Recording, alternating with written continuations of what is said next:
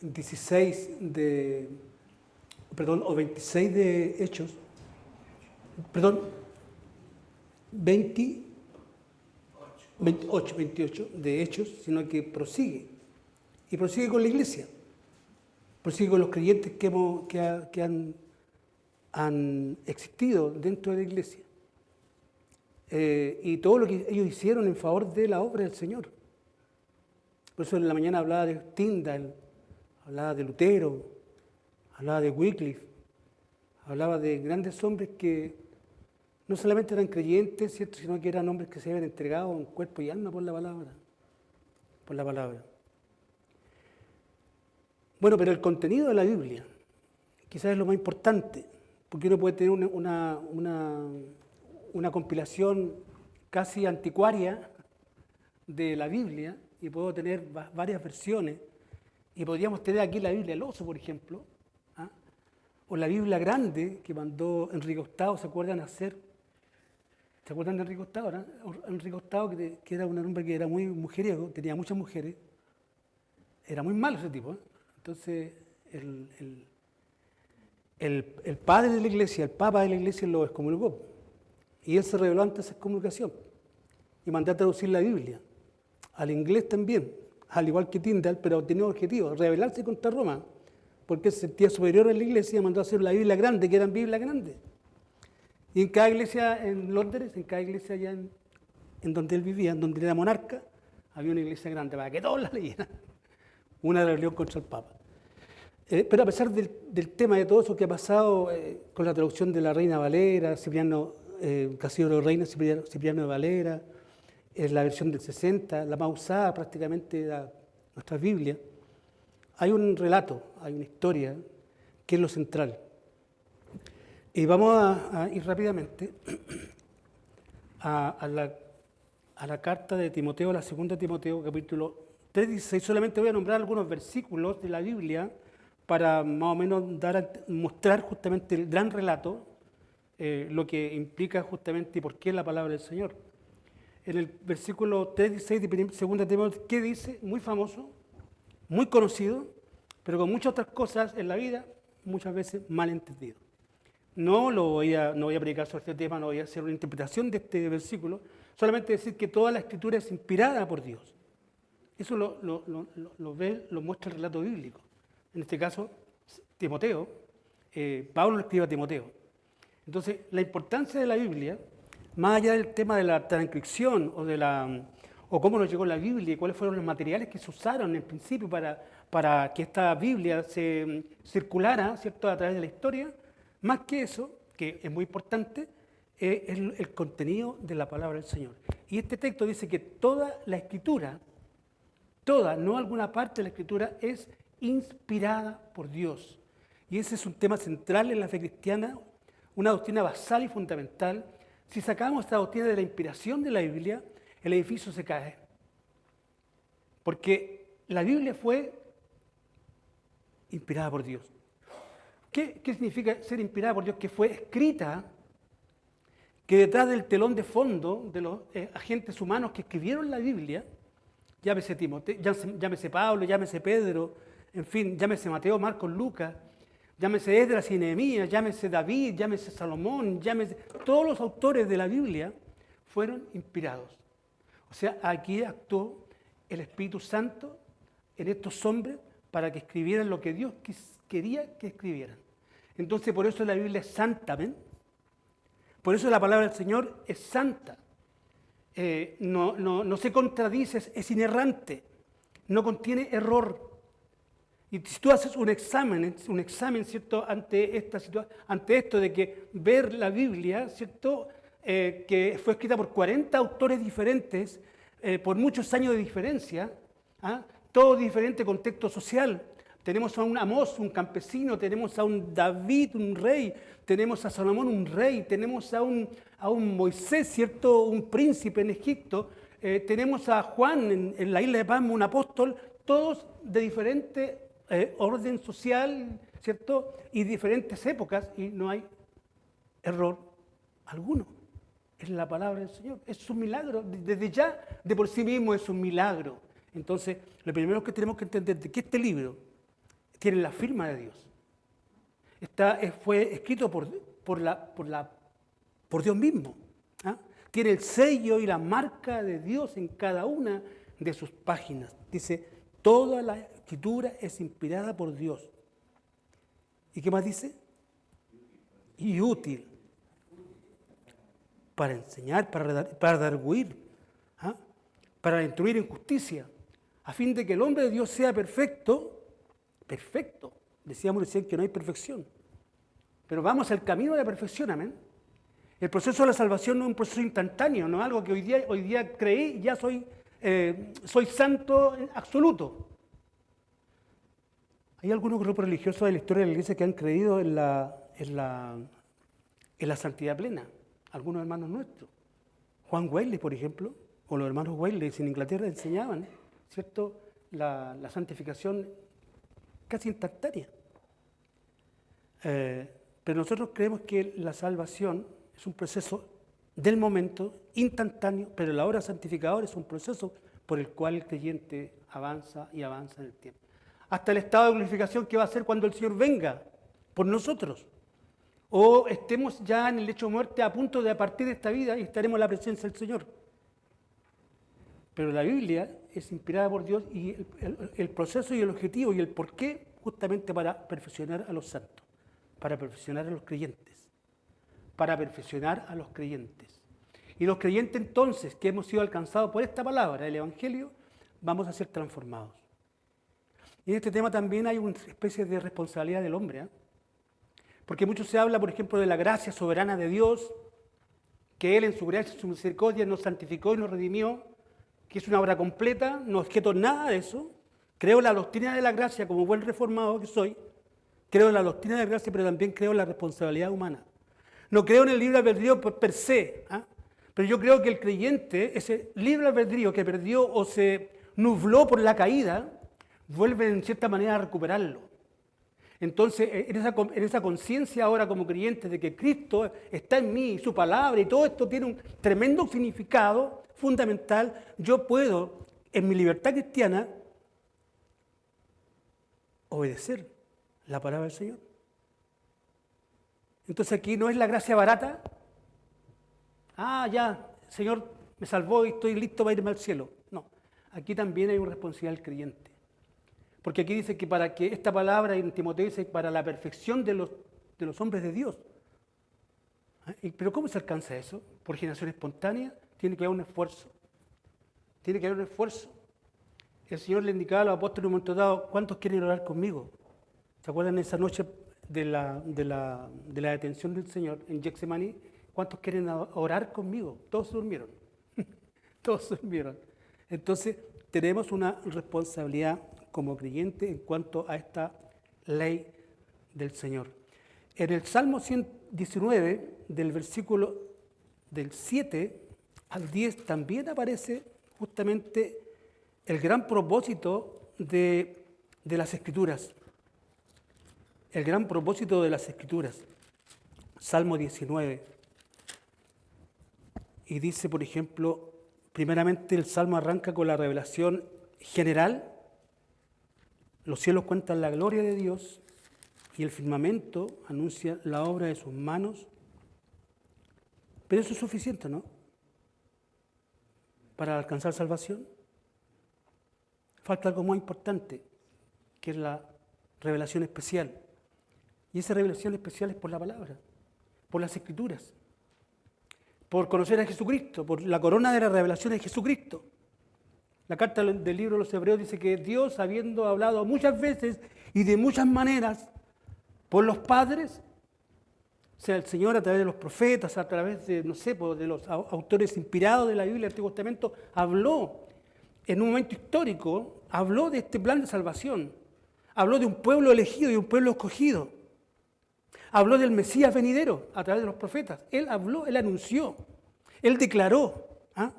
Pero dice la carta a los Hebreos que, pero ahora nos has hablado a través del Hijo.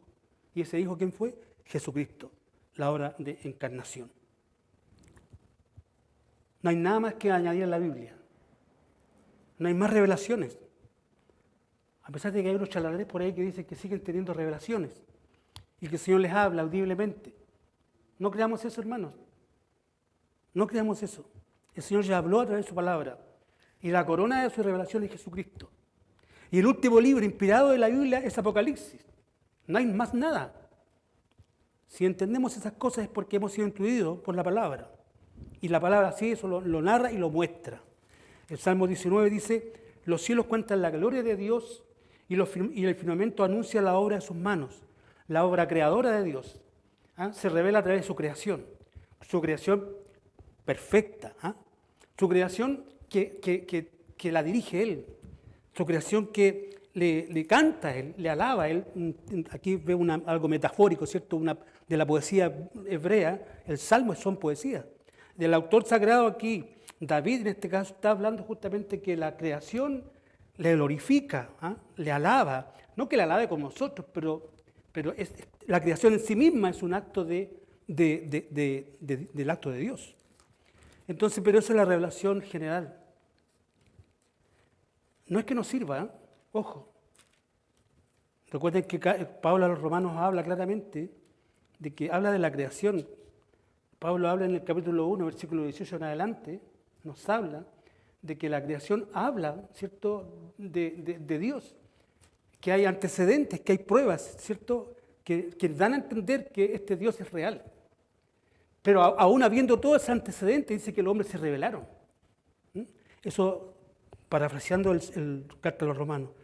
Y posteriormente dice el versículo 7 en adelante hasta el 10, en cuanto a esta revelación y este propósito de la palabra del Señor, dice que la ley de Jehová es perfecta. Dice más adelante, el testimonio de Jehová es fiel. Después, versículo 8, los mandamientos de Jehová son rectos. El precepto de Jehová es puro. El temor de Jehová es limpio. Los juicios de Jehová son verdad. ¿Se dan cuenta?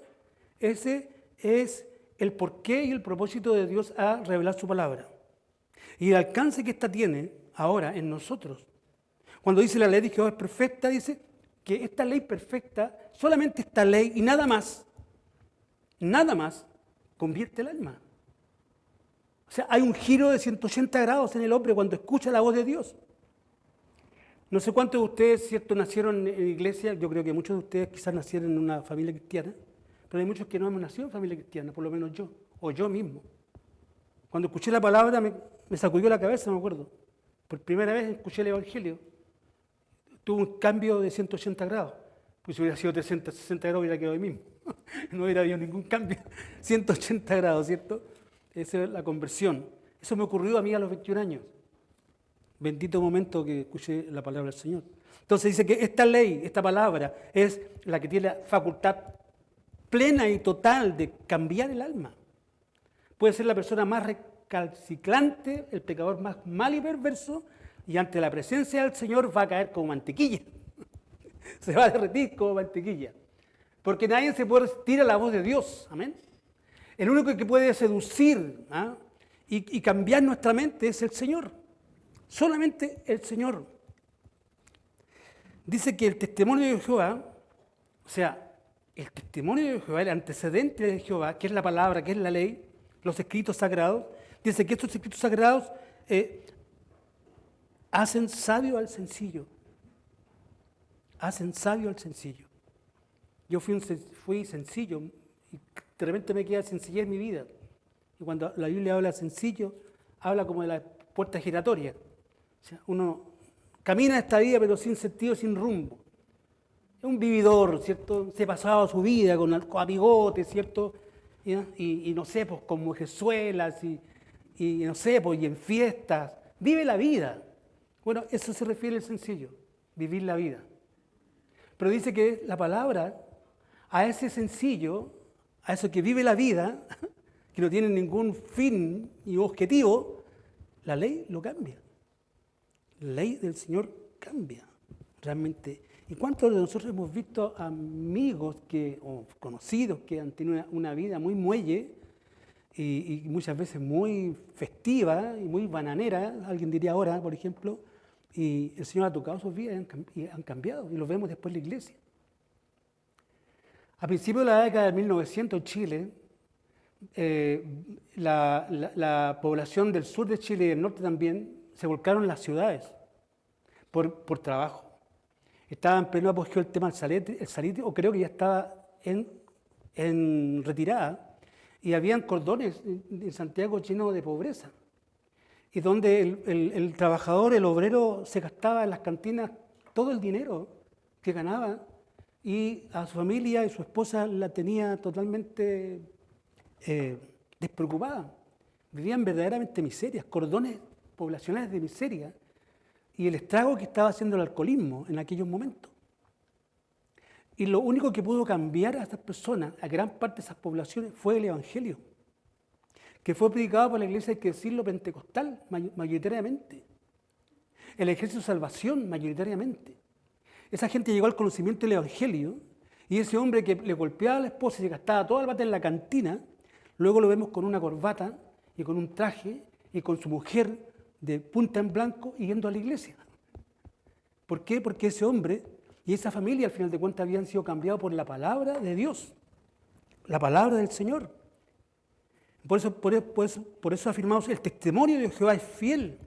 O sea, lo que él afirmó, lo que él dijo que iba a suceder si escuchara mi palabra, se cumple. Mi palabra no volverá vacía, dice el profeta, hasta que cumpla su objetivo. Mi palabra. Los mandamientos de Jehová son rectos. O sea, la ley de Dios, su voluntad es recta. No es injusta como la justicia nuestra. Él no cambia, Él no muta en sus decretos y declaraciones. ¿Ah? Su palabra es inmutable, no cambia. Él dijo algo y no se desdice como muchas veces nosotros decimos y afirmamos algo. Te lo prometo, te lo juro por mi padre, te lo juro por mis hijos. ¿Cuántas veces he escuchado eso? Y cómo se retractan, cómo cambian el testimonio, ¿cierto? Pero dice el Señor que no cambia. Él lo dijo y lo realiza. Entonces, por eso dice que los mandamientos de Jehová son rectos que alegran el corazón. Alegran el corazón. Podemos estar confiados en el Señor, amén. Que no nos va a mentir y no nos va a engañar. Y nunca lo ha hecho. Y nunca tampoco lo hará. Y por eso le amamos. Por eso esta relación es tan personal con Dios. Por eso el inconverso no puede entender y para ellos nuestra fe es una locura. ¿Cómo pueden adorar a alguien que no ven? Dicen, por ejemplo. Pero nosotros no solamente vemos con los ojos humanos y físicos, sino que vemos con los ojos del alma y los oídos del espíritu, del alma. Entonces, los mandamientos de Jehová son rectos que alegran el corazón. El precepto de Jehová es puro, que alumbra los ojos. ¿En qué sentido? Me alumbra los ojos. Me da la lucidez. Me aclara el panorama. Me hace clic la vida ahora. Puedo tener clara conciencia que no es solamente un destino ciego mi vida, sino que una vida con propósito. Que el que diseñó mi vida es Dios. ¿Ah? Entonces por eso dice que ese testimonio, el precepto de Jehová es puro, que alumbra los ojos.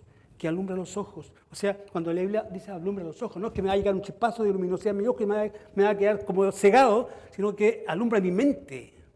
Me da discernimiento, me da conocimiento, me da sabiduría. Recuerden que el principio de la sabiduría es el temor a Jehová. No un mero conocimiento por conocer, sino que es un conocimiento aplicado en la vida para vivir la vida como corresponde. Eso no lo encontramos en la esquina, en el mall, no lo encontramos en la prensa, no lo encontramos tampoco en la filosofía, sino que lo encontramos en la palabra del Señor. En la palabra del Señor. Los juicios de Jehová son verdad. ¿Por qué son verdad los juicios de Jehová? Porque Él es verdad.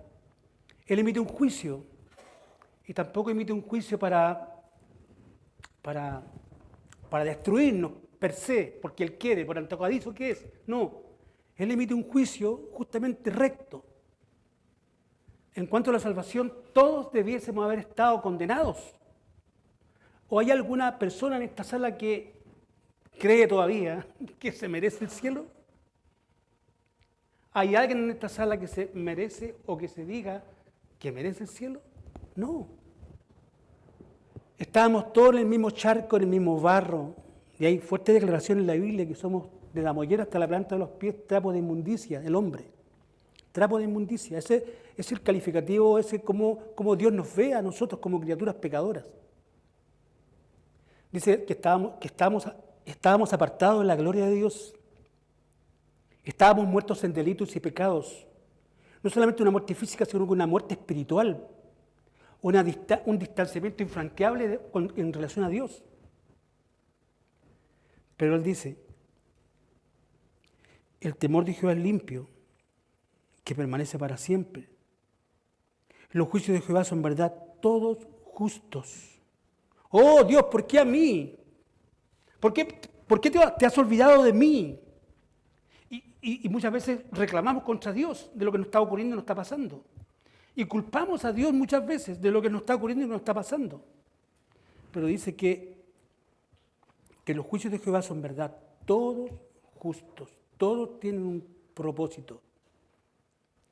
Y versículo 10 dice que todo esto que acabamos de leer y que la Biblia lo menciona aquí en el Salmo 119, dice que todos estos propósitos de la ley de Dios, dice que para el hombre, gracias hermano, son más, dice que son deseables más que el oro y más que mucho oro afinado. Hay que hacer una distinción, el oro, ¿cierto?, para que llegue a ser una joya o un metal que se pueda vender y se pueda plantar en una joyería, y sobre todo no en un papel blanco, sino en un papel negro, porque el oro, ¿cierto?, ese metal precioso, se ve esplendoroso cuando está sobre una cubierta negra, ¿o no? Con una cubierta blanca no se va a notar. Entonces, tiene que refinarse, tiene que pasar por el crisol, sacar lo que no sirve y queda el metal puro. ¿Ah? Entonces dice que la ley, esta palabra, es deseable más que el oro y más que el oro refinado o afinado. Y recordemos la tapa de la Biblia del oso, Casiodoro de Reina y Cipriano de Valera, la Biblia del oso. Dice, y dulce más que miel y la que destila del panal. Ahí vemos unos ceros, digo cero, tratando de comerse la miel. A mí en lo personal no me gusta mucho la miel, pero a mi familia la devoran, la Elba, por ejemplo, David, mi hijo, Felipe también, todos les gusta la miel. Pero a mí no sé por qué, quizás era porque era muy amargo, porque era muy amargo. Bueno, y también dice, por ejemplo, en el Salmo 119, 105, un texto muy conocido en relación a esta palabra, dice que lámpara es a mis pies tu palabra y lumbrera a mi camino. ¿Qué es la ley? La ley de Dios es una lámpara. Aquí hay una metáfora de lo que la luz da y nos muestra, que podemos caminar, ¿cierto?, con claridad, sin temor a caernos cuando estamos justamente cubiertos por una luz que nos guía el camino. Metafóricamente, la Biblia es una lámpara. Y en medio de un mundo oscuro, como en lo cual estamos viviendo, porque yo creo en este momento que estamos en un periodo muy tremendamente crítico. Hay no sé cuántas guerras en este momento que están establecidas en el mundo. ¿Ah? Prontamente se pronostica, o casi se profetiza, una hecatombe económica que va a sacudir los cimientos de las grandes economías mundiales. Vemos levantes, ¿cierto?, y gobiernos derrocados por la anarquía de los pueblos que se rebelan contra todos los impuestos. Vemos gobiernos totalitarios, tanto de derecha como de izquierda, que subyugan a los pueblos. Vemos un mundo cada día más impío, donde prácticamente el infierno o las puertas del infierno se han desatado y toda clase de males, ¿cierto?, subyugan y dominan las conciencias de los hombres y mujeres y los llevan al despeñadero y los llevan justamente al mismo infierno. Entonces, por eso dice, lámpara es a mis pies tu palabra. Y estamos seguros con ella, amén. ¿Qué más dice? En Santiago, y con esto termino, Santiago capítulo 1, versículo 22, en cuanto a la palabra y todo esto que se ha resumido, ¿cierto?, y todo este propósito, nos demanda algo, y aquí justamente viene nuestra responsabilidad en cuanto a la palabra del Señor. Pero sed hacedores. No seamos como el padre Gatica, que predica y no practica. o el chiste que hablan de los canutos. ¿Se acuerdan del canuto? Era un artefacto que uno embobinaba el hilo y tenía obviamente dos orificios, entonces el canuto era la persona que por un orificio entraba, ¿cierto?, la palabra y por otro lado salía la palabra. Como un canuto, decía, peyorativamente lo decía. Y también peyorativamente en el sentido que, claro que sí, muchas veces nuestro testimonio no se coincide con lo que decimos creer. Por eso Santiago dice, pero sed, no nos basta con que digas que creo, no nos basta con que digas que vas a la iglesia, no nos basta con que digas que eres un predicador o tienes algún cargo, no nos basta con eso, dice Santiago, que primeramente tenemos que ser hacedores de la palabra. Una persona que está comprometida con el Evangelio, una persona que puede en un momento dado llegar a dar la vida por el Evangelio. Una persona que se subyuga a su yo personal al Evangelio de Jesucristo. Pero sed hacedores de la palabra, dice, y no tan solamente oidores. Engañando, dice, mira, cuando somos solamente oidores, llegamos a engañarnos. Nos creemos tanto el cuento y la mentira que al final creemos que estamos en lo correcto. Creemos que estamos haciendo las cosas bien. Por eso dice, no solamente oidores, sino que hacedores de la palabra y solo oidores engañando a vosotros mismos. Que el Señor, en la medida que yo creo que entrando en más edad, está más cerca del Señor, ¿eh? Yo por lo menos así lo siento. Yo no tengo los 21 cuando llegué a la iglesia, ni los 28, 64. Ojalá que el Señor me dé unos cuantos años más, pero estamos en la medida que va avanzando nuestra vida, en los creyentes me refiero, que tenemos todo este contexto bíblico y toda esta verdad de la palabra del Señor, estamos más cerca del Señor. Y eso en algunos es terrorífico, o puede ser de terror, pero en algunos, y quizás muchos, ha de ser de bendición. En la medida en que avance nuestra vida, no perdamos tiempo, hermanos, de lo más importante, central. Sé que hay muchas cosas importantes y hay muchas cosas que gravitan en sus mentes y en sus vidas. Y con esto no quiero condenar a nadie y decir que esto está mal. Pero si hay algo importante en la vida, sobre todo del creyente, es la palabra del Señor. Algo determinante realmente es la palabra del Señor. Y no solamente posturas, no solamente ciertas creencias, sino que lo central es la palabra del Señor. Que el Señor tenga misericordia y que podamos amar esta palabra que no ha sido, es un legado, hermanos queridos.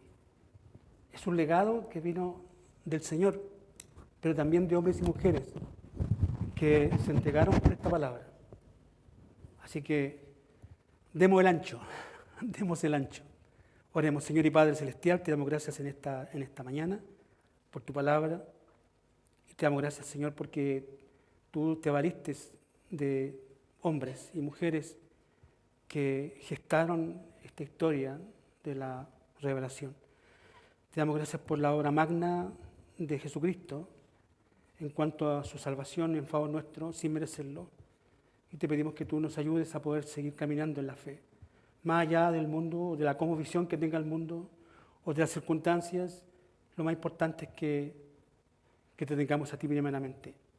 Y sabemos que nuestra ciudadanía no está aquí, sí, nuestra ciudadanía está en los cielos. Y eso nos depara. Permite que esa sea nuestra visión permanente y nuestra meta a seguir. En el nombre de Jesús, amén y amén.